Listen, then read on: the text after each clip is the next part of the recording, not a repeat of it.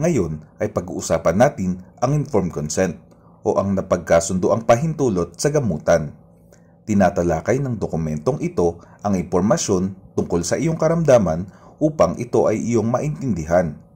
Tinatalakay din dito ang mga laboratorio at mga gamot na isinagawa at ibinigay sa iyo simula sa unang araw ng iyong pagka-admit sa ospital. Bilang isang pasyente, ikaw ay may karapatan na makagawa ng desisyon tungkol sa pamamaraan ng iyong gamutan. Ang pagsagot ng dokumentong ito ay hindi mandatory o sapilitan at hindi ito makakaapekto sa matatanggap mong gamutan sa iyong paglagi sa ospital. Binibigyan ka ng pagkakataon na kumpletuhin ang dokumentong ito dahil sa aming masusing eksaminasyon at pagsusuri, ikaw ay may kakayahan ng makaunawa at makapagdesisyon para sa iyong sarili. Ang form na ito ay pauna pa lamang na inilulunsad sa ating ospital at ang iyong pagsagot dito ay malaking tulong sa amin upang mapabuti ang aming serbisyo. Ang unang bahagi ay deklarasyon ng manggagamot. Ang bahaging ito ay para sa iyong doktor. Nakalahad dito ang mga bagay na dapat ay inyong napag-usapan sa mga nakaraang araw. Sa pangalawang bahagi naman, nakalista ang mga ibinigay sa iyo na gamot at mga isinagawang pagsusuri at laboratorio. Kasama rito ang mga gamot na iniinom o itinuturok, ang psychotherapy o ang paggamot sa pamamagitan ng pag-uusap, at iba pang mga paraan ng gamutan tulad ng electroconvulsive therapy o transcranial magnetic stimulation. Ang mga datos o paraan na may marka ng check ang mga gamutang na ibigay sa iyo. Narito rin ang mga pagsusuri na ginawa sa iyong dugo, ihi, puso at baga. Kasama rito ang electrolytes, ang level ng kolesterol at asukal sa iyong dugo, at kasama rin dito ang mga pagkuha ng imahe sa iyong baga o x-ray. Maaaring malaman sa mga pagsusuring ito kung ikaw ay may impeksyon o kung may mga problema sa mga partikular na bahagi ng iyong katawan. Sa mga babae, isinasagawa rin ang pregnancy test. Nakasulat sa mga blanko ang kumpletong listahan ng mga laboratoryong nagawa sa iyo simula nung urang araw ng pagka-admit sa ospital. Maaaring isagawa ang karagdagang pagsusuri sa iyong pag-iisip, katalinuhan at personalidad o ang psychological testing. Makikita rin sa bahaging ito ng dokumento ang iba pang uri ng gamutan, ang outpatient treatment o check-up lamang na uwian, inpatient treatment o ang pag-admit sa pasyente sa ospital, at ang mga psychosocial rehabilitation program o mga programang maaaring makatulong sa iyong paggaling.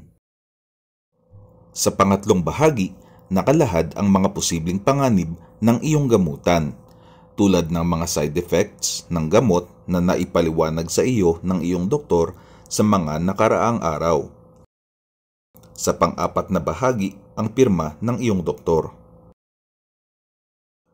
Ang panlimang bahagi ay ang deklarasyon ng service user o ng pasyente na siyang nakakatanggap ng mga serbisyo. Lagyan ng check ang mga sumusunod kung ikaw ay sumasang-ayon sa bawat pahayag. Ito ay base sa mga napag-usapan at napagkasunduan ninyo ng iyong doktor. Naipaliwanag ng aking doktor ang aking medikal na kalagayan at ang posibleng kalabasan ng aking kondisyon. Naipaliwanag din ang mga kailangang gamutan at mga eksaminasyong maaari kong magamit, pati ang mga kaakibat na panganib nito. Kasama sa aming napag-usapan ang mga panganib ng aking pagtanggi at pagpaliban ng nasabing mga eksaminasyon. Markahan ng check ang pahayag kung ikaw ay sumasang-ayon dito. Ang mga posibleng panganib ng mga eksaminasyon ay naipaliwanag sa akin. Nagkaroon ako ng pagkakataong makipagtalakayan at humingi ng paliwanag sa aking doktor ukol dito. Markahan ng check ang pahayag kung ikaw ay sumasang-ayon dito. Naintindihan ko na ang resulta o kahihinatnan ng mga eksaminasyon at ukol na gamutan, walang kasiguraduhan o garantiya. Markahan ng check ang pahayag kung ikaw ay sumasang-ayon dito. Naintindihan ko na bilang pasyente ng isang pampublikong paggamutan, walang garantiya na iisang doktor lamang ang gagawa ng mga ukol na eksaminasyon at gamutan sa akin. Naiintindihan ko rin na ang doktor ay maaaring sumasailalim pa sa pag-aaral at pagsasanay habang ginagamot ako. Markahan ng check ang pahayag kung ikaw ay sumasang-ayon dito. Naintindihan ko na ang aking dugo at iba pang tissue sample mula sa aking katawan ay maaaring gamitin sa mga eksaminasyong medikal at pangkaraniwang gawaing pangpatolohiya. Ang mga sample na ito ay itatabi at itatapon sa paraang naaayon sa patakaran ng ospital. Markahan ng check ang pahayag kung ikaw ay sumasang-ayon dito. Pumapayag akong kuhanan ng sample ng aking dugo upang suriin para sa mga nakakahawang sakit. Naintindihan ko na ako ay mabibigyang kaalaman ukol sa resulta ng nasabing eksaminasyon ng aking dugo. Markahan ng check ang pahayag kung ikaw ay sumasang-ayon dito. Pumapayag akong magamit ang aking record na medical ng mga doktor, nurse at iba pang empleyado ng ospital upang gamitin ito sa mga gawaing naninigurado ng kalidad ng ospital kasama ang tinatawag na clinical audit. Markahan ng check ang pahayag kung ikaw ay sumasang-ayon dito. Naintindihan ko na sa pagkakataong may mangyaring emergency o panganib sa aking buhay, ako ay mabibigyan ng agaran at karampatang lunas. Markahan ng check ang pahayag kung ikaw ay sumasang-ayon dito. Naintindihan ko na ako ay may karapatang baguhin ang aking desisyon bago maisakatuparan ang mga eksaminasyon at gamutang nakasaad, kahit pa matapos kong mapirmahan ang papel na ito. Markahan ng check ang pahayag kung ikaw ay sumasang-ayon dito. Naintindihan kong kailangan kong sabihan ang aking doktor kung mangyari man ito. Markahan ng check ang pahayag kung ikaw ay sumasang-ayon dito. Pumapayag akong gawin ang mga gamutan at eksaminasyon na nakasaad sa baba. Markahan ng check ang pahayag kung ikaw ay sumasang-ayon dito. Pumapayag ako sa pagsali ng dugo kung kinakailangan. Markahan ng check ang pahayag kung ikaw ay sumasang-ayon dito. Pirmahan ang bawat gilid ng check na iyong inilagay o di kaya'y ilagay ang iyong initials o unang mga letra ng iyong pangalan. Narito ang listahan ng mga ibinigay sa iyo na gamot at isinagawang pagsusuri at laboratorio.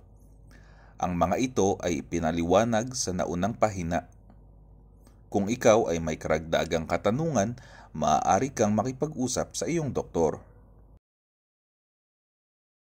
Sa huling bahagi ng dokumentong ito, inilalagay ang iyong pangalan at pirma bilang pasyente o service user.